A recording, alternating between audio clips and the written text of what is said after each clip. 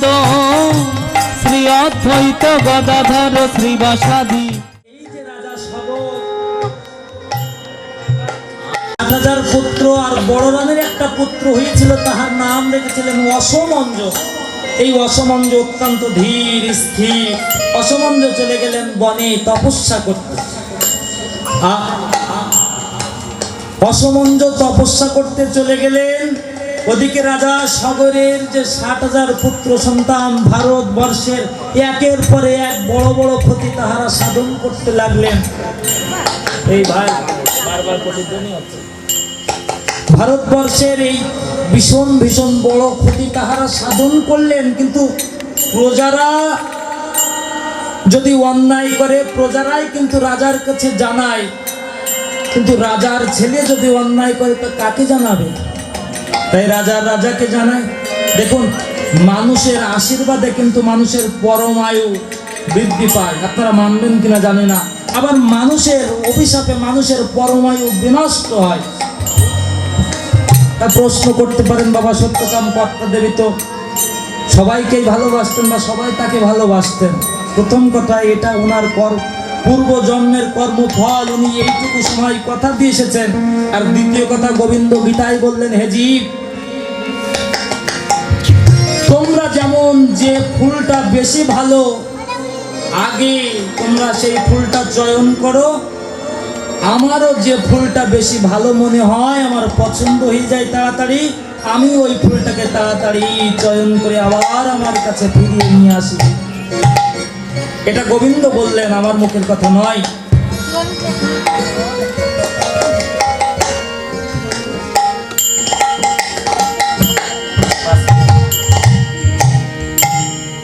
একজন ব্রাহ্মণ, ওনার সন্তান বৃদ্ধ বয়স পর্যন্ত সন্তান হলো না।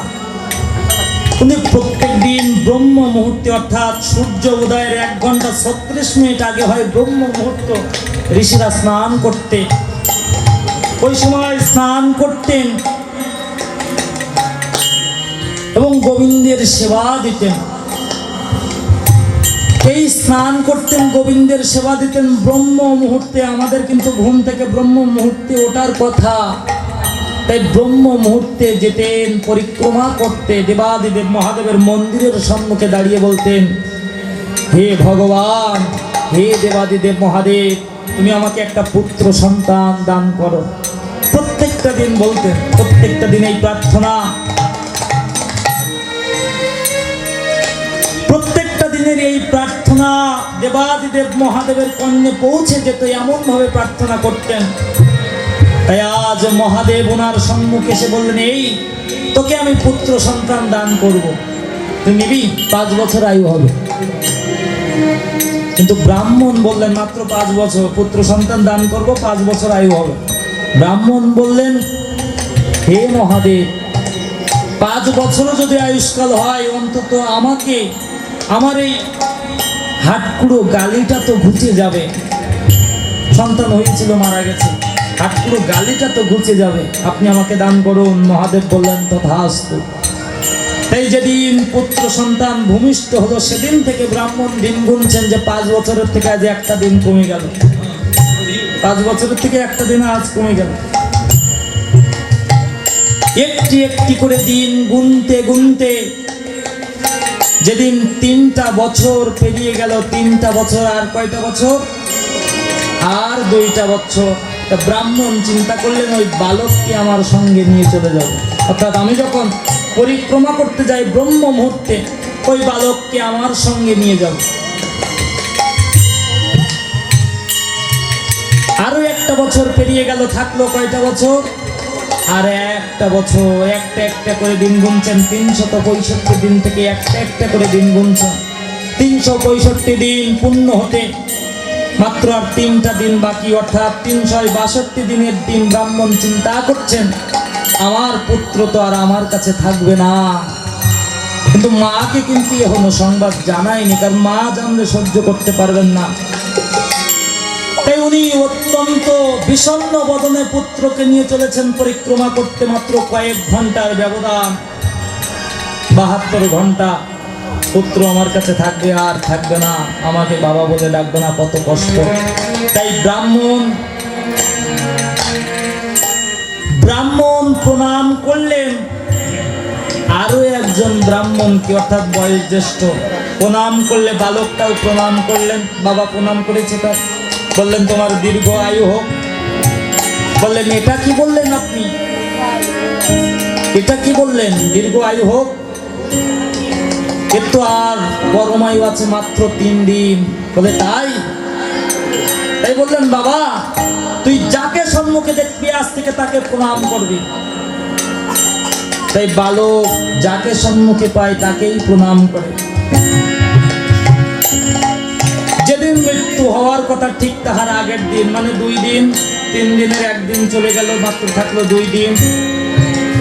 বালককে নিয়ে পরিক্রমায় বেরিয়েছে। সেদিন দর্শন হয়ে গেল সপ্তর্ষি মণ্ডলের সঙ্গে সপ্তঋষি। এই সপ্তর্ষি মণ্ডলের সঙ্গে দর্শন হওয়ার পরে বালক প্রণাম করলেন, সপ্তর্ষি মণ্ডল আশীর্বাদ করলেন দীর্ঘ আয়ু হোক। বাবা ডেকে বললেন ঋষি বাক্য তো মিথ্যা হয় না, কিন্তু দীর্ঘ আয়ু কি করে হবে? ওর মাত্র 2 দিন পরমায়ু, আর মাত্র 2 দিন পরমায়ু আছে। সপ্তঋষি বললেন মহাশয় ঋষির বাক্য কখনো মিথ্যা হয় না, আপনি ওই বালককে আমার কাছে দিয়ে দিন, আমরা ওই বালককে নিয়ে চলে যাব, দেখি কি হয়। তাই আজ সপ্তর্ষি মণ্ডলের কাছে বালককে রেখে ব্রাহ্মণ নিজের গৃহে চলে গেলেন। স্ত্রীকে বললেন সে ঋষিদের সঙ্গে তীর্থে গেছে। আমার ছেলে কোথায়, আমার পুত্র কোথায়? ঋষিদের সঙ্গে তীর্থে গেছে। মাকে বোঝাচ্ছেন আসলে কি তীর্থে গেছে। তাই সপ্তর্ষি মণ্ডল ওনাকে বালককে বললেন এই বালক আমরা যাকে প্রণাম করবো তুইও তাকে প্রণাম করবে। তাই ব্রহ্মলোকে যেয়ে প্রজাপতি ব্রহ্মার কাছে প্রণাম করলেন পরদিবস। ব্রহ্মাদেব বললেন আশীর্বাদ করলেন বাবা তোমার দীর্ঘ আয়ু হোক। বললেন এ কি আশীর্বাদ করলেন? ওর তো আজকে মৃত্যু হওয়ার কথা। বলে তাই? তাই প্রজাপতি ব্রহ্মা, সপ্তর্ষি মণ্ডল 7 জন, প্রজাপতি ব্রহ্মা 1 জন 8 জন, আর বালক 1 জন, এই মোট 9 জন চলে গেলেন দেবাদিদেব মহাদেবের নিকট। মহাদেবের কাছে যে সপ্তর্ষি মণ্ডল প্রণাম করলেন, প্রণাম করলে বালকও প্রণাম করলেন। দেবাদিদেব মহাদেব আশীর্বাদ করলেন তোমার দীর্ঘ আয়ু হোক। যিনি আশীর্বাদ করেছিলেন 5 বছর আয়ু, তিনি আবার আশীর্বাদ করছেন তোমার দীর্ঘ আয়ু হোক। তাহলে মহাদেবের কথা মিথ্যা হয়ে যাবে। বললেন এটা কি আশীর্বাদ করলেন? এর তো আর মাত্র কয়েকটা মুহূর্ত সময় বাকি, পরমায়ু ফুরিয়ে যাচ্ছে, আপনি তাকে আশীর্বাদ করেছিলেন 5 বছর আয়ুষ্কাল। মহাদেব বললেন তাই? এই বালক তুই আমার কাছে থাক, দেখি তোর কি হয়। ঠিক যখন বালকের পরমায়ু ফুরিয়ে গেছে সেই সময় নচিকেতা যমরাজ এসে ডাকছে। মহাদেবকে ডেকে বললেন হে দেবাদিদেব আপনি ওই বালককে আমার কাছে দিয়ে দিন, ওর সময় আগত। মহাদেব বললেন এটা হয় না। বলে আপনি তো আশীর্বাদ করেছিলেন, ওর পরমায়ু দিয়েছিলেন 5 বছর, ওর তো 5 বছর আজ পূর্ণ হয়ে যাচ্ছে। মহাদেব বললেন 5 বছর আয়ুষ্কাল দিয়েছিলাম, তো 5 বছর তোমার না 5 বছর আমার? 5 বছর তোমার না 5 বছর আমার?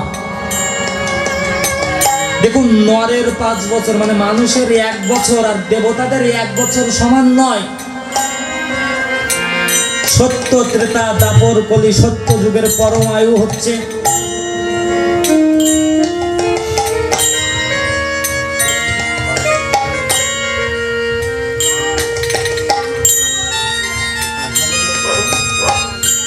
18 লক্ষ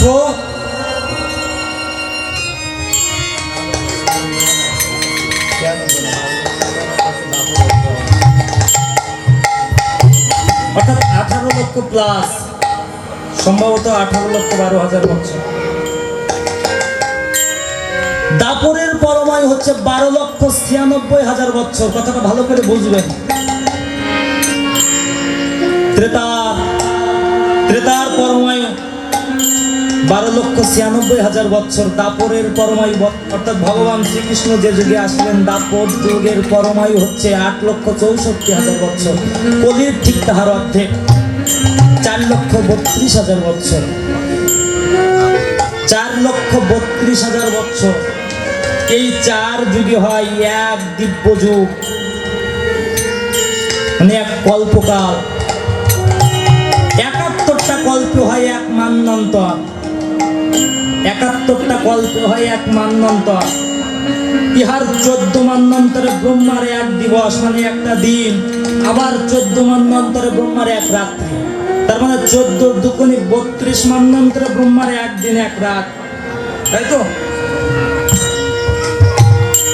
এই যে একটা দিন ধরলাম, মানে একদিন এক রাত্রি, একটা দিন ধরলাম 32 মান্যন্তর। ইহার 30 দিনে মাস, 12 মাসে এক বৎসর। ইহার 30 দিনে মাস, 12 মাসে এক বৎসর। বিষ্ণুর এক পলক, বিষ্ণুর এক পলক। তার মানে কতবার বিষ্ণুর এক পলকে কতবার শত্রু ত্রেতা দাপর কলি চলে আসছে বা চলে যাচ্ছে, একবার কল্পনায়ও আনতে পারবো না আমরা। তাই যখন জিজ্ঞাসা করলেন তোমার 5 বছর না আমার 5 বছর, দেবাদিদেব মহাদেব বললেন আমি আশীর্বাদ করলাম এই বালকের 5 বছর পরমায়ু হোক, এবং আমি নামকরণ করলাম এই বালকের নাম হবে আজ থেকে ঋষি মার্কণ্ডেয়।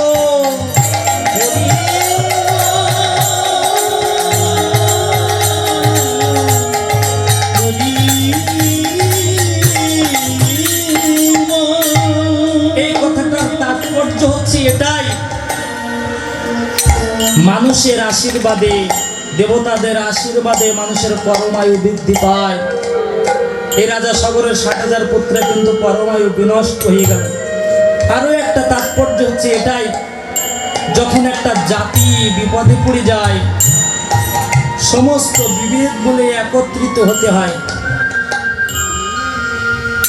একত্রিত হতে হয় কেন? কারণ আগে আমাকে বাঁচাতে হবে, আমাকে বাঁচাতে গেলে আমার ধর্মকে বাঁচাতে হবে। আমি যদি পিছিয়ে আসি সামনে থাকবে কে? ফকির লালন এই ভাবের উপরে গিয়েছে।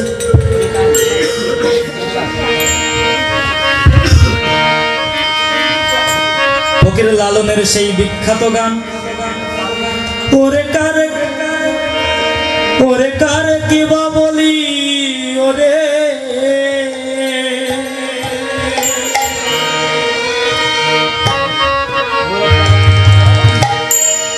গুরু গো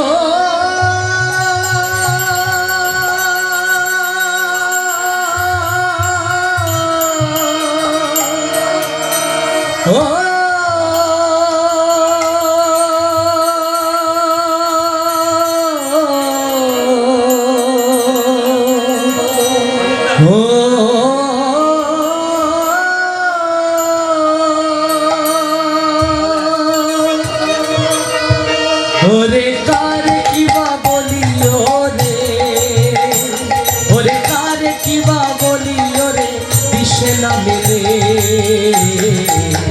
লোকে বলে লালন ফকির কোন জাতের ছেলে, লোকে বলে লালন ফকির কোন জাতের ছেলে। ওরে কার কিবা বলি ওরে, ওরে কার কিবা বলি ওরে, দিশে না মেলে।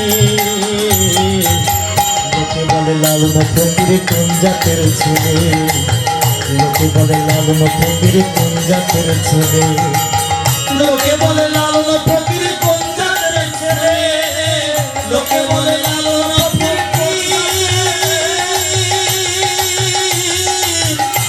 কোন জাতের ছেলে।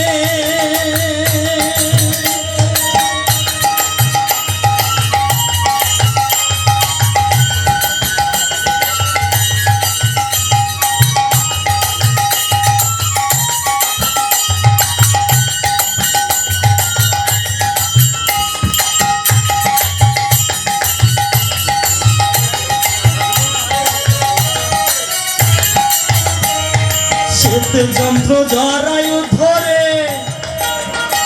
একে একে স্বর সৃষ্টি করে, শ্বেত দণ্ড জরায়ু ধরে একে একে স্বর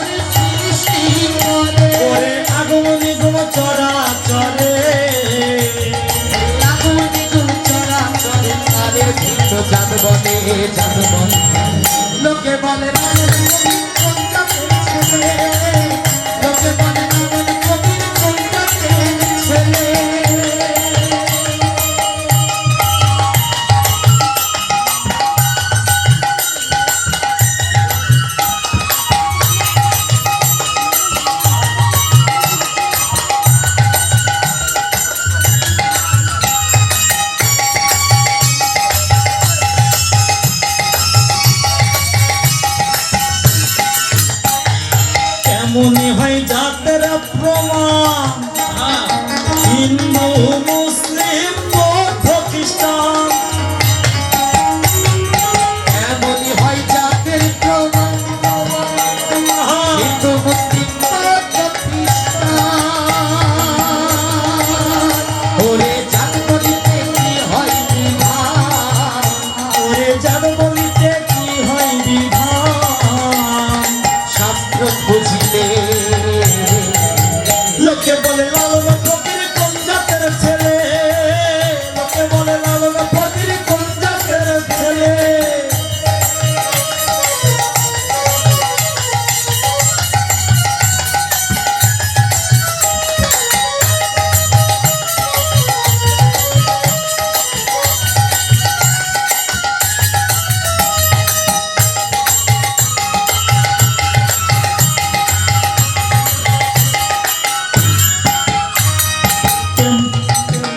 ওরে কেমনই হয় জাতের বিচার এক এক দেশে এক এক আচার কেমনই হয় জাতের বিচার এক এক দেশে এক এক যে আচার ফকির লালন বলে জাতের ব্যবহার ফকির লালন বলে জাতের ব্যবহার তোরা গিয়াছ ভুলে লোকে বলে লালন ফকির কোন জাতের ছেলে লোকে বলে লালন ফকির কোন জাতের ছেলে ওরে কার কিবা বলি ওরে ওরে কার দিবা বলি ওরে কৃষ্ণ মেলে লোকে বলে লালন ফকির কোন জাতের ছেলে লোকে বলে লালন ফকির কোন জাতের ছেলে লোকে বলে লালন ফকির কোন জাতের ছেলে লোকে বলে লালন ফকির কোন জাতের ছেলে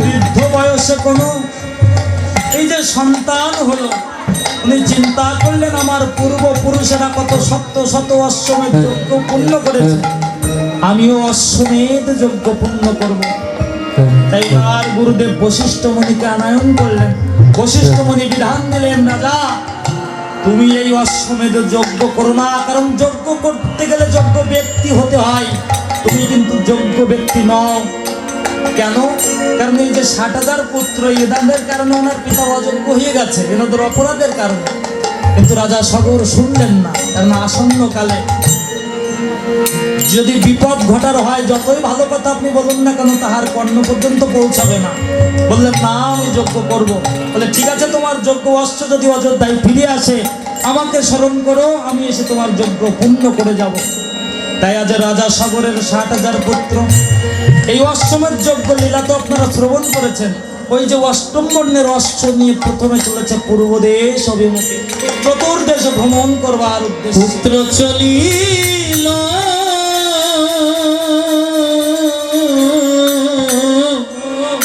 পূর্ব দেশেতে পুত্র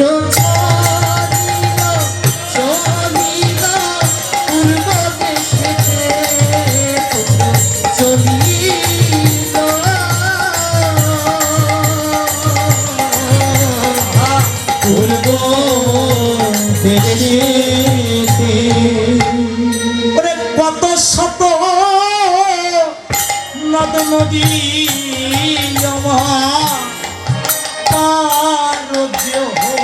হইল পুত্র চলিল বিলম্বে যজ্ঞ বর্ষ পূর্ব দেশ চলিল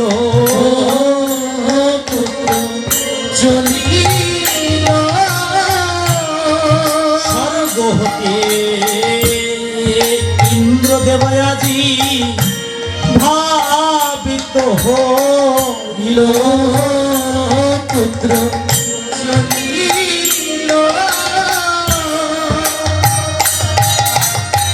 ইন্দ্রদেব চিন্তা করলেন, দেবতাদের রাজা ইন্দ্রদেব, উনি চিন্তা করলেন এই রাজা সগর, ওমা ঘুম আসছে, ঘুম আসছে। আমার মধু দাদা বলেছিলেন, দাদা এমন একটা লীলা আলোচনা করবেন যেন একটু বড় হয়। ওনার কারণেই তো এই গ্রামে আসা, মানে আমাদের চিন্তা কি আর আমার মাসি আর ভগবান রামচন্দ্র তো উপরে আছেন। যা হোক, আমরা বেশি রাত করব না। আপনারা যদি ঘুমিয়ে পড়েন, আপনাদের যদি কষ্ট হয়, আপনাদের কষ্ট দিয়ে গান শোনানোর ইচ্ছা আমাদের নাই, কিন্তু যেটুকু সময় আছে মন দিয়ে আস্বাদন করব। ইন্দ্রদেব চিন্তা করছেন, রাজা সগরের যজ্ঞ বর্ষ চলেছে, উনি যদি যজ্ঞ পূর্ণ করতে পারেন তাহলে আমার রাজত্ব আমার থেকে কেড়ে নেবে। সেই ভয়ে উনি মার কাছে চলে গেলেন। ইন্দ্র বলে, ব্রহ্মায় আমি কোন যুক্তি করি পুত্র চলিল। ব্রহ্মা বলে, ইন্দ্র তুমি যজ্ঞ অর্শ করো, চুরি পুত্র চলিল। ইন্দ্র বলে, ব্রহ্মায় আমি কোন যুক্তি করি? ব্রহ্মা বলে, ইন্দ্র তুমি যজ্ঞ অশ্ব করো চুরি। বলে, আমি চুরি করি কুলাতে পারি ওর 60,000 পুত্র, আমার একটা অস্ত্র যার নাম বজ্র, এই এক বজ্র দিয়ে কাকে আঘাত করবো আর কাকে ছেড়ে দেবো? বলে, তোমার কিছু করা লাগবে না তো, তুমি অশ্ব হরণ করে কপিল ঋষির আশ্রমে বন্ধন করো, যার করা সেই করে নেবে। হ্যালো হ্যালো আগে আগে চলে অশ্ব, ওরে পিছে সৈন্য গণ পুত্র চলিল।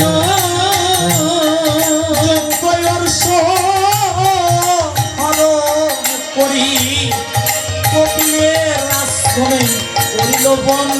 গণ পুত্র চলিল। কপিলের আশ্রমে বন্ধন করলেন। পরদিবসে পুত্ররা সকালে উঠে আর অশ্ব খুঁজে পাচ্ছেন না। পূর্ব দেশ, উত্তর দেশ, পশ্চিম দেশ, দক্ষিণ দেশ অন্বেষণ করলেন, পেলেন না। অবশেষে চিন্তা করলেন কোথায় আর যাবে, মাটি খুঁড়ে পাতালে চলে যাব, হয়তো পাতালে চলে গেছে। তাই পাতালে যাওয়ার সময় দেখছেন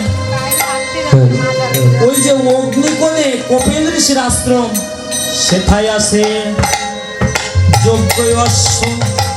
করে কে করেছে বন্ধন পুত্র চলিল। সেথায় আছে যজ্ঞ অশ্ব, কে করেছে বন্ধন? কপিল ঋষির আশ্রমে দিয়ে ডাকছেন, হে মনিবর, সাড়া দেন না। আবার ডাকছেন, বলি, ও মনিবর, ডাকে সাড়া দেন না, কারণ উনি সমাধি হয়ে গেছেন, উনি তো সাধনায় রত আছেন। সবার বুদ্ধি তো সমান না। বলছে, এই দেখ আমাদের দেখে কপটতা শুরু করেছে, অশ্ব চুরি করেছে, তাই চালাকি করছে, 2-4 ঘা দিয়ে দে, দেখ ঠিক হয়ে যাবে। আর কেউ কেউ বলছে, এই আগে থেকে মারিস, জেগে দেখ কয়েকবার, যদি ডাক না শুনে তারপরে তোদের যা ইচ্ছা হয় তাই করিস। কিন্তু ওর মধ্যে থেকে একজন হঠাৎ করে, মনির গায়ে মারে কোদালেরও পাশি, ভূমিরই গাত্রী মারে কোদালের পাশি।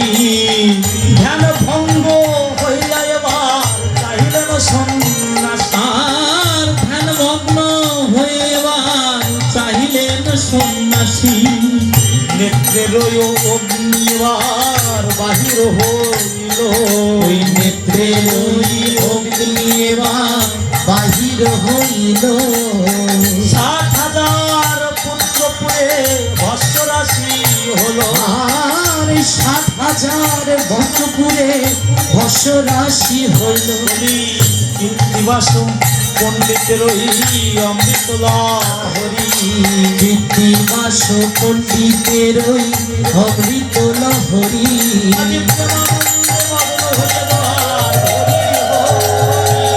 পুত্র চলিল।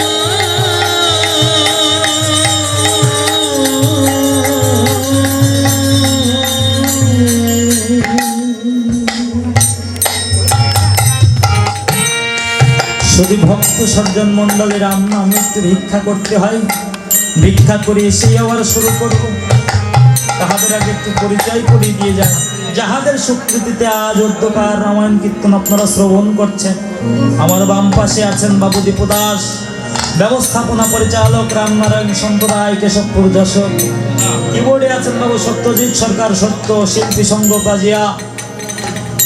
এবং তাহার পরে আছেন জি বাংলা সারেগামাপার অডিশন প্রাপ্ত একজন শিল্পী, বাংলাদেশ বেতার ও টেলিভিশনের নিয়মিত একজন শিল্পী, বাংলাদেশ টেলিভিশন ঢাকার নিয়মিত শিল্পী। এবং আরও একটা পরিচয় আপনাদের জামাই বাবু গৌরব অধিকারী, চেনেন? হ্যাঁ হ্যাঁ, জমজামাই ভাগ্নি কিন্তু কোনোদিন আপন হয় না, সাবধান। আপনি জামাই, জমজামাই ভাগ্নি, তিন নয় আপনি। হ্যাঁ, তিনজন কখনো বিশ্বাস করতেন এরা আপন হয় না, তাই জামাইয়ের থেকে সাবধান। এবং হারমোনিয়াম আছেন মাস্টার মহানন্দ ভদ্র, কণ্ঠশিল্পী, বাংলাদেশ বেতার খুলনা। ইনি তো বিআই মশাই। এবং আমি ডিপে যাচ্ছি না তো। জুড়িতে আছেন বাবু কাজল কান্তি রয়, সঙ্গীত প্রশিক্ষক, কেশবপুর যশোর। শ্রীকল মৃদঙ্গে আছেন যাহাকে এই দলের যুবরাজ বলা হয় বাবু সুমন মজুমদার, তবলা প্রশিক্ষক, কেশবপুর যশোর, আপনাদের জামাইয়ের বড় ভাই। হ্যাঁ, তার পাঠটাও কিন্তু একেবারে কম নয়। বলি আমায় ভিক্ষা দাও হে নগরবাসী, আমায় ভিক্ষা দাও হে নগরবাসী, আমায় ভিক্ষা দাও হে